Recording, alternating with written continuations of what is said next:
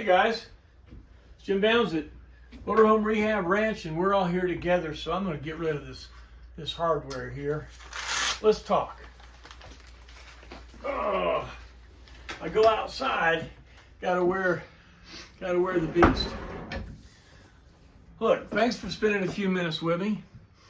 We're going to talk, as the title said today, about R&R, the ignition switch. There's a couple of cool little things about the ignition switch in a GMC. But before that, and for you guys that follow me on a weekly basis, and especially for you guys that are going to go to the GMC International Rally this weekend, remember the last video I did? It was about the one-wire alternator, the 21 SI 200 amp alternator. Well, we've had a lot of interest in it. One of the things, though, if you, Chad, one of our ranch hands, is going to offer a kit in two ways. One, if you've got a alternator builder near you, he can build you a 21 SI, and then you can buy all the brackets and stuff from Chad for $175, belts and everything, and then you can put it in. But the one thing that you're going to need to tell your builder is the pulley. You're going to need to get a Fel-Pro, not Fort Pro, F235390 double pulley. So when he sets up your alternator, it needs to have a double pulley. Now, if you buy the other way that Chad's going to offer it is with the complete alternator. If you're in a desert that there aren't any alternator rebuilders, then he's going to offer the brackets and the alternator for $500, and it will come with this pulley. But again, if you're going to get your own alternator, which is cool, you want to specify this pulley. It'll come with the belts and the whole 9 yards. Make sense? All righty then. So let's get on now to what we're going to talk about here. And what we're going to talk about here today is the ignition switch. Now, you think you got your key, you stick the key in, you turn the key, you think the ignition switch is right there, don't you? Nope. Negative there, Space Ranger. The ignition switch is down under here at the bottom. When the steering column comes down, right where it goes into the dash. All these pictures will be at the bottom of the Patreon video. But right at the bottom of the dash, there is the ignition switch. There it is. This is looking on the left side, looking up. There are two 5/16 screws and they're in a slot. Now, you say, well, that's easy to get to. Well, the problem is JG here is a 73. Now, if you have a 73, it doesn't have a lower dash closeout. But if you have a 74 to 76, there's a plastic plate there. There's a couple of screws in it. And if you have a 77 or 78, then you've got this bracket down there with a vent and all that stuff. So you need to take that out. Pull that out. And what you'll end up with is like this. Now, don't pay attention to mine because there's a pile of wires under there. But all these wires will be tucked up in there. But right on the top of the steering column, right there, is where the ignition switch, the electrical components. This is looking up on the right-hand side.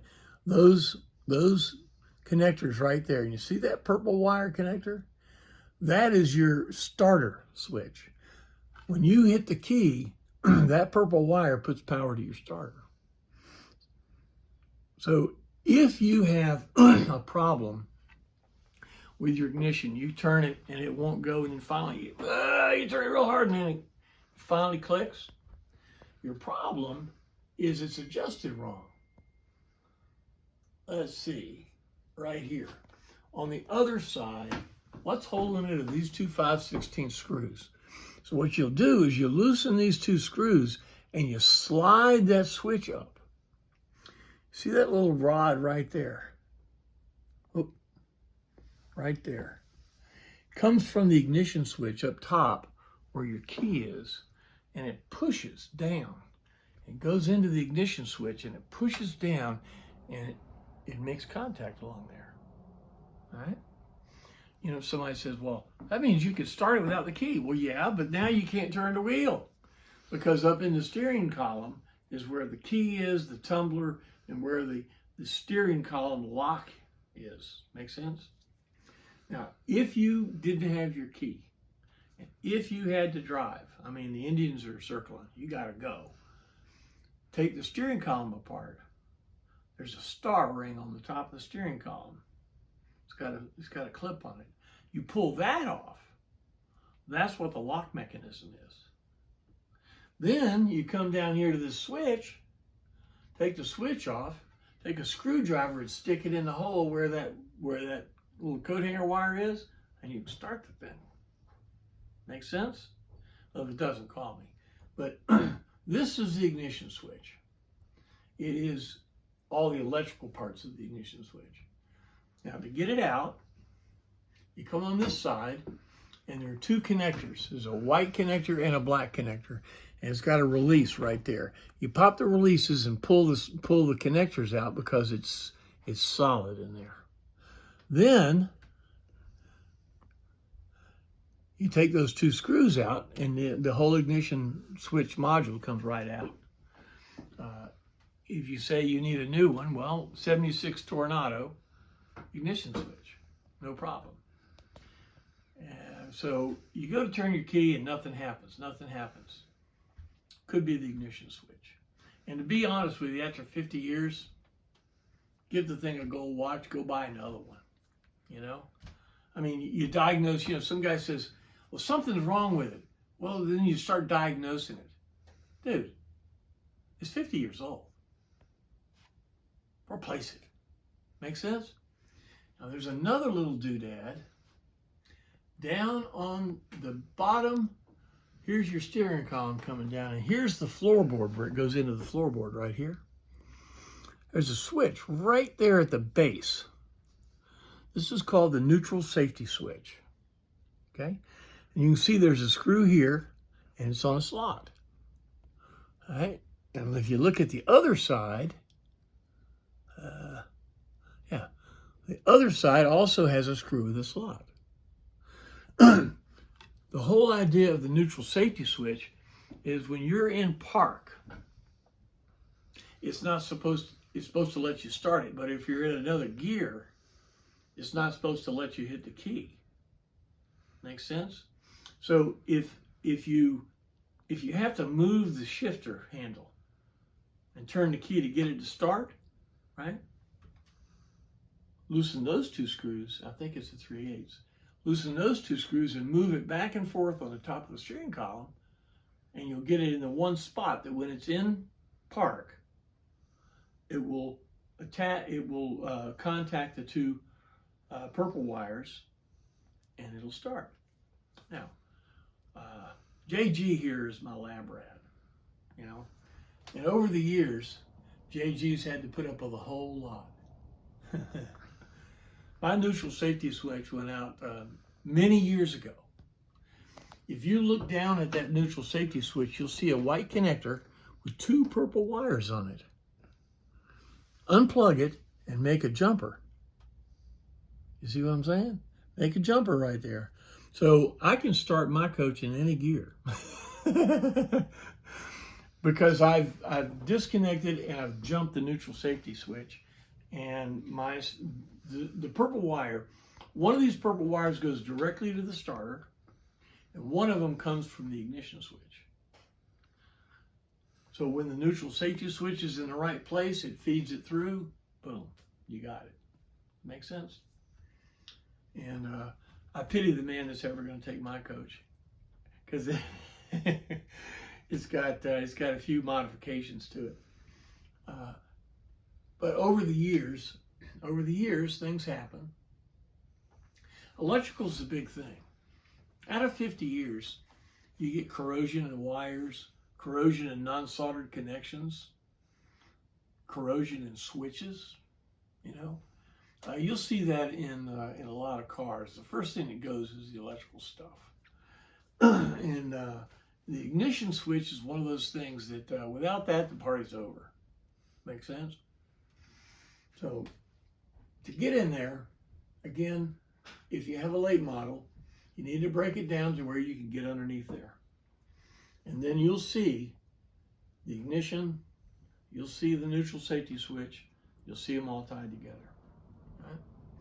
This video came from a suggestion from Ranch Hand, and he wanted me to do a hands-on to change that. Sorry, guy, I can't get down there. I was lucky to get the camera down there. But you see what I'm talking about. It's just a couple of switches, no big deal.